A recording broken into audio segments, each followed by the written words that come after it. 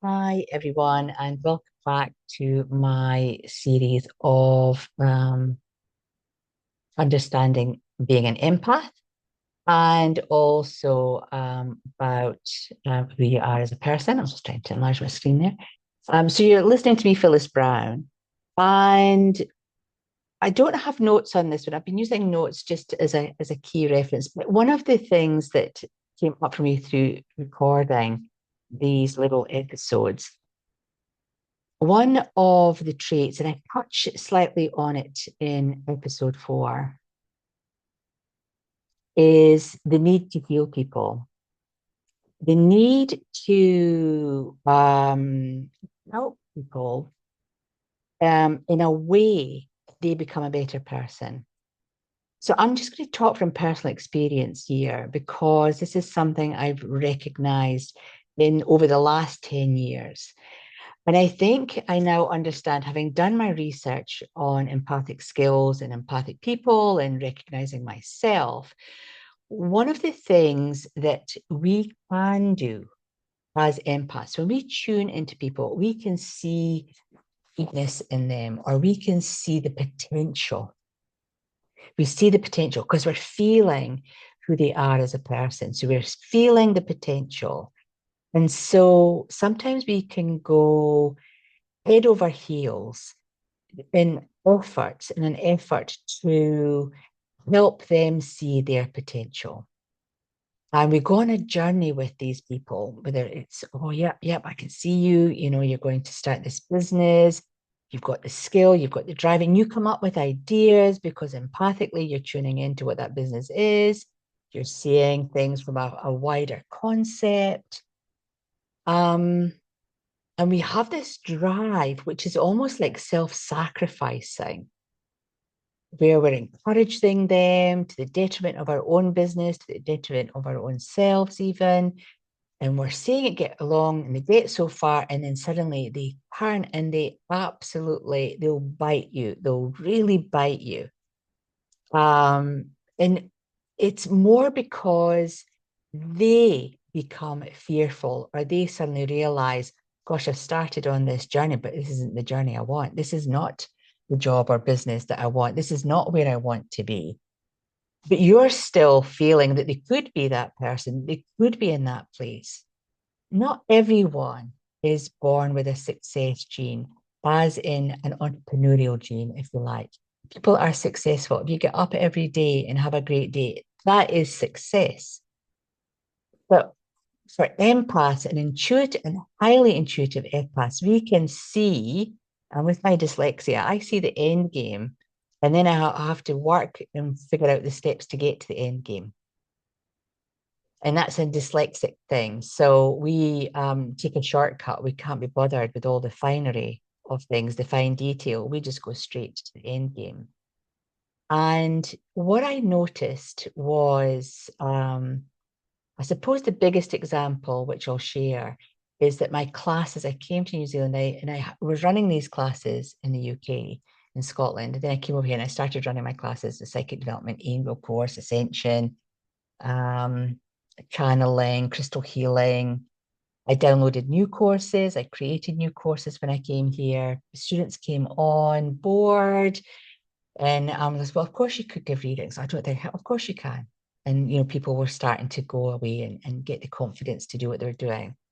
And then it's like, oh, I'd love to do what you do. I'd love to do what you do. And so in my wisdom, my infinite wisdom, I then created teacher level courses and put that out there. And I do have teachers who teach my courses out there in the universe, and they do an amazing job. And I suddenly realized, what is the purpose? Because there was some rebellion against my courses. Um, and I suddenly realized that people felt either overwhelmed or ill-equipped or suddenly vulnerable, really vulnerable about taking these new skills out into the world. And then I realized actually it's not my job. It isn't my job to teach these people, and it isn't my job to help them create a business.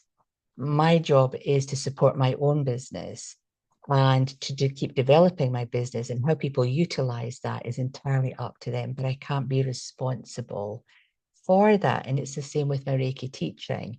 People come and get their Reiki teachings to get their attunements, but I don't direct them that they have to do all levels. If they stick to level one, that's fine. If they go up to level three, that's fine. If they want to become a Reiki teacher, that's fine. If they then don't want to teach Reiki, that's also fine. That isn't my job. We as empaths and highly intuitive empaths, because we read below the surface and we're seeing someone's unspoken ambition, it's almost like we take it upon ourselves to instigate, instigate their business for them. We're pushing them into a place that they're not emotionally ready, mentally ready, spiritually ready, or physically ready to go. And it's comes from a place of compassion, of joy, of enthusiasm. We can be our own worst enemy. We can be our own worst enemy without a shadow of a doubt. But we have to pull back. We actually have to pull back and go, it's not my job, it's their job. I can see their ambition, I can see where they want to get to, but they have to figure out how they're going to get there.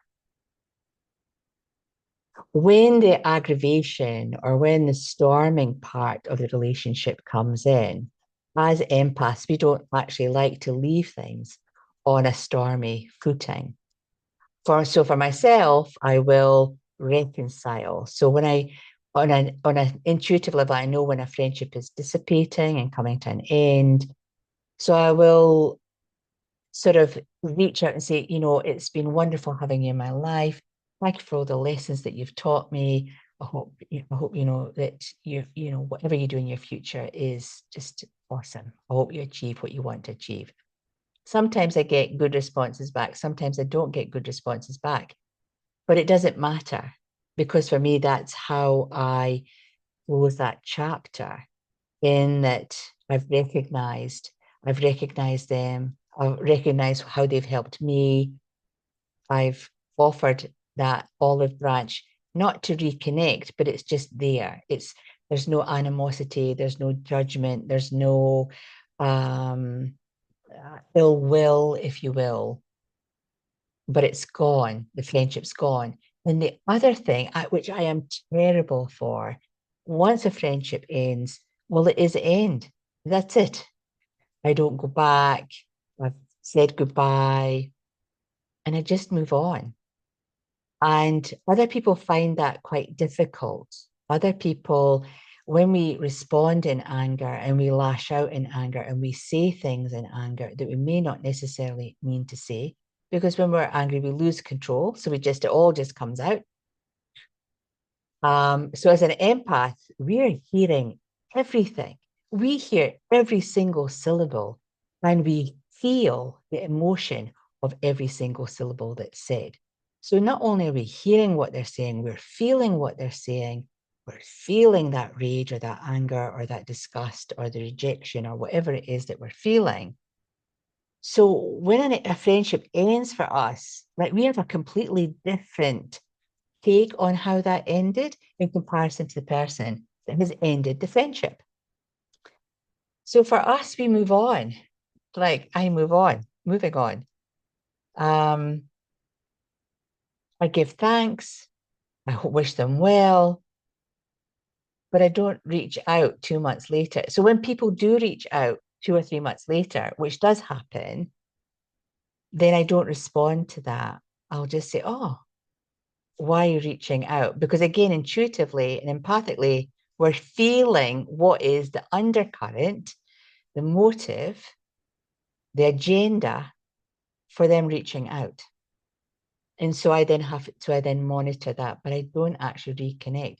Once an empath has been betrayed or let down or scorned in any way, we're off. That's it. We're out the door. There's no looking back. And that maybe sounds quite cruel or hard or harsh, but it's mainly because when someone does try to come back in, We're reading, feeling, seeing, knowing what that agenda is. And with every fiber of our body, we're going, yeah, I'm not going back down that road. It's great that you've reached out, and it's lovely to hear from you, but yeah, I feel that, our friendship is where it needs to be right now. Or I feel that we've said what we've had to say. I don't think we need to reconnect for any reason. I think you can let that other person down in a sympathetic way. I'm not saying that we're going to be brutal, excuse me, and throw the baby out with the bathwater. But because of our skills and because of who we are as people and because of our feeling ability, going back can be quite impossible. And I think you need to give yourself a break. I think you need to say to yourself, I don't need to put myself through that trauma again. Excuse me. I don't need to put myself through that trauma. I don't need to allow that hurt or that pain or just being used or utilized. I don't need to allow that into my life. I just need to find new friends who understand me and who get who I am as a person, and they understand my boundaries. So I think empaths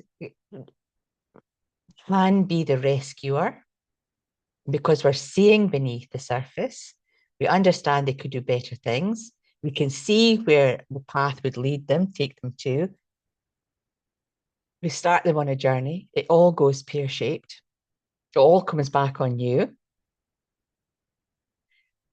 And then, the friendship ends, and then they want to come back and we're going, well, actually, no, I'm not going down there. I think for us, our tendency to want to rescue people can be something that we need to be really observant of, and we really need to be careful of, because not everyone can be rescued. Not everybody actually wants to be rescued, and not everyone needs to be rescued. And we don't want to be expending our energy to the detriment of ourselves. We don't want to be depleted. That's that well-being, the well-being of an empath. There's some strategies in that episode. So we want to stay grounded in who we are. We want to feel whole and happy and well. We want to feel connected to who we are as a person and not get derailed by other people's wants and needs, because we're empathic and we feel it all. So we need to be discerning. We need to discern who gets our time, who gets our energy, how much time and energy they get, and then we go back from that. So I hope that kind of makes sense. That's just my really personal views. It's not on my notes that I've been reading for each of the episodes, because I wanted to be really structured in the other episodes. But I hopefully that has helped you look at where you've come from, or look at some situations where you can recognize who you are, and you can now give yourself permission that you don't need to be that person. It's a really fascinating topic because it's a really personal topic. And I think it's something that comes up a lot in my classes. It comes up a lot in my personal sessions with people. The whole topic of empathy and feeling and exhaustion and being used or abused, all of those things come up. So I really hope you gain new, deeper insights to who you are as a person, and be really kind to yourself. Be really kind to yourself. So thanks for listening. You're listening to me, Phyllis Brown, and subscribe, join, participate in my little videos. It really means a lot. So hit the subscribe button below, and hopefully we'll see you in the next episode. Until the next time, namaste.